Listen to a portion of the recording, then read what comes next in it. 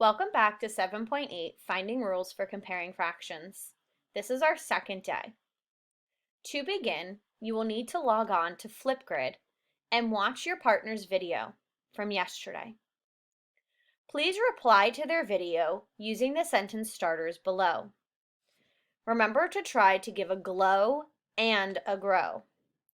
You might say things like, I noticed, I agree, I disagree, can you explain, or the rule would be clearer if. Think about how you ordered your fractions. Use your work to compare with your partner's. Don't assume they're wrong, but you may notice different answers.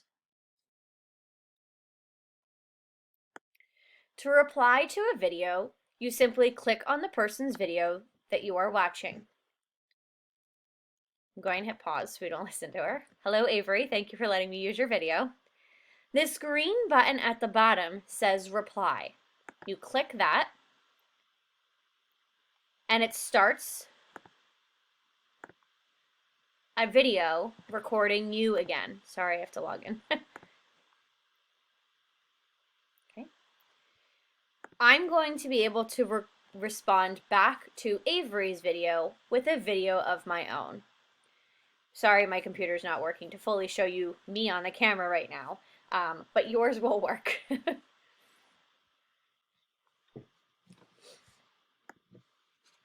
When you're done, return to see student samples on this screen. Remember to try to check in later for when your partner responds to you. And I'll explain that a little bit more as we go ahead. Here is the rubric that we're going to be using to score our own work and each other's today. Our goal is to create and justify a rule, shortcuts, and generalizations for fractions. Not meeting expectations would be, does not describe a pattern or rule for ordering fractions with the same numerator. So if number 3 is blank and there's no rule, then it's not meeting. Partially meeting would be, explains that there is a connection between the numerator and denominator, but does not explain what that connection actually is. Meeting expectations writes a rule that makes a connection between the numerator and denominator and explains the connection. That connection might be, for example, that the denominator, as the denominator decreases, the size of the fraction increases. Exceeding expectations. Meets expectations, so you still explain the relationship between the denominator and numerator, and you give an example.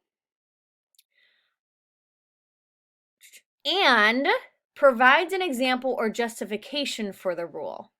For example, in a fraction with a larger denominator, the whole is divided into more pieces, so the pieces will be smaller.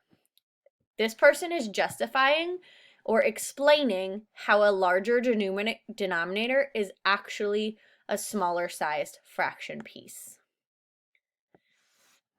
As you're looking at your work or your partner's work, you want to think about what they needed to do to meet expectations or exceed expectations. Again, the main goal here was that they needed to make a connection between the numerator and denominator. They also needed to explain that connection. So there's actually 2 parts here. What is the connection? And explain the connection. To exceed expectations, you need to justify why that is. Let's look at some student work. Here's child A's work for questions 1 and 2. They have 1/10, 1/8, a 1/6, a 1/5, a 1/4, a 1/3, a 1/2. And they said they all have 1s in the numerator as their pattern. Number 2 has 2/10, 2/8, 2/6, 2/5, 2/4, 2/3. And it says, again, they all have the same numerators. Do you agree with how they ordered the fractions? Put your thumb up if you agree. Me too. Do you agree with the patterns that they noticed? That both sets of fractions have the same numerators? What other patterns could child A have noticed? Child A focused only on the numerators in both problems. But what other patterns might they have noticed? Right, child A didn't notice any patterns with the denominators. Let's take a look at child B. Child B has the fractions in the same order, and the patterns that they noticed are, in fractions, the higher number is least than, and then in number 2, they seem to draw a picture. What do you think this child is trying to show here?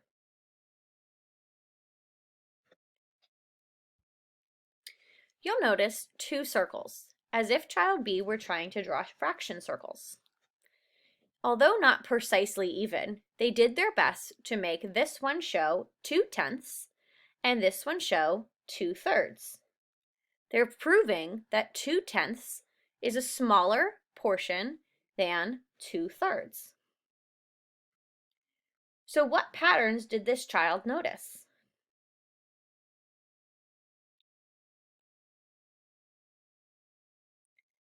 How could child B's answer be more clear? Right, remember our good old saying at school? Pictures, numbers, and words is the best way to explain your thinking. This child could have said denominator instead of number up at the top problem.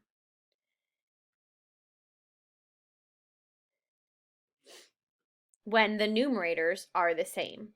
Again, using the vocabulary of numerators and denominators can be very helpful in helping people to understand what you're thinking.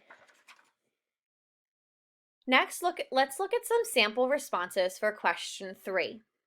This is where our rubric comes into play, where we had to come up with the rule.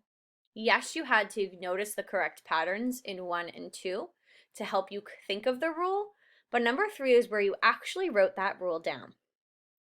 This child said, if you are ordering the fractions from least to greatest, then you look for the fraction that has the biggest denominator, and then you do that until you get to the smallest one.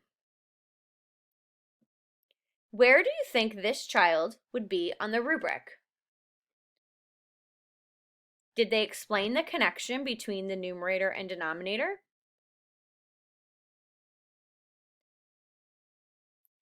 Did they give you an example or explain why that works? No, this child only mentions the denominator in their rule. Therefore, they're not explaining the connection between the numerator and denominator at all, which puts them at not meeting expectations. This child needs to explain something about the numerator as well to move up in the rubric. They could also explain, once they have done that, how that connection works. Let's look at the next child. For ordering any set of fractions with the same numerator, if you have a set of numbers with the same numerator, the numerator with the smallest denominator, then it is the largest fraction, and the number with the biggest denominator is the smallest fraction. This child did explain the connection between the numerator and denominator. But did they explain how it works? You decide.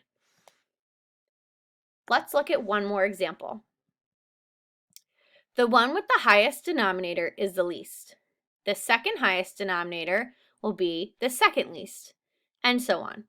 For example, smallest, 5/11, 5/10, 5/9, all the way to 5/1, which is the biggest.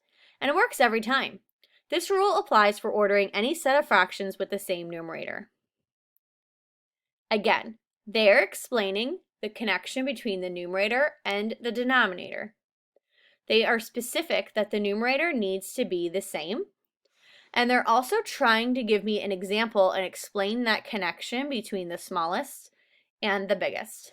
I would say this child is meeting expectations, although their work could be a little clearer so I don't have to read sideways.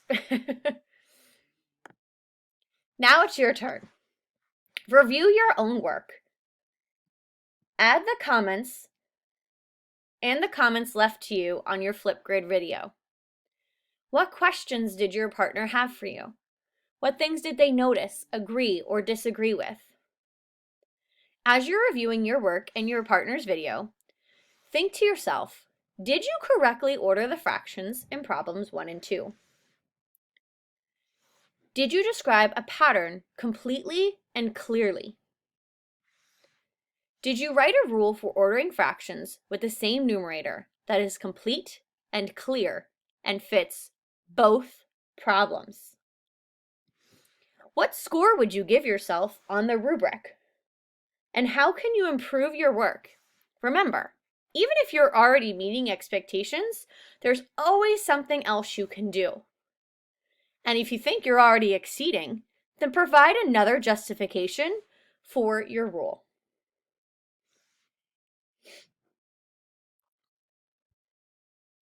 Now it's time to revise your work. Please pause this video to give yourself time to finish. When you are done, you're going to return to Flipgrid. Remember how I showed you you can reply to a video? I want you to actually go back to your own video. Make sure you watch the reply someone left on your video first, and then you're going to hit reply again. Again, you are replying to your own video.